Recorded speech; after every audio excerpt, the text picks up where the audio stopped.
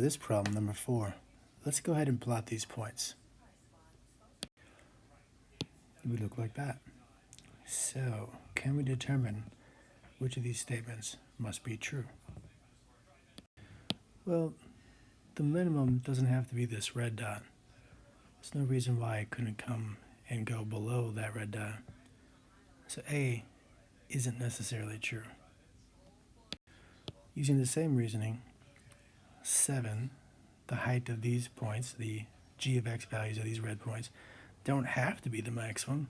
It could have definitely risen right here, and we could have a maximum of 8.5, for example.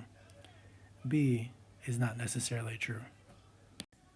Looking at part D, the slope of function g is negative between x's 2 and 4.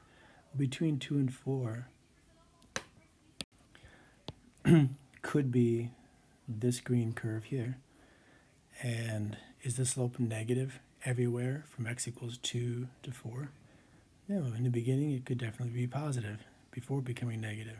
So it doesn't have to be negative on that entire interval, which means by process of elimination, C would have to be the answer.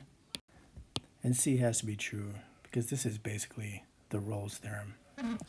Whether we take 2, 7 and 6, 7, or 3, 4 and 5, 4, let's go ahead and take these two values. Rolle's theorem says if f of 2 is equal to f of 7, or 6 rather, if f of 2 is equal to f of 6, then there must be a value of c between 2 and 6 where that function's slope is 0. It's Rolle's theorem.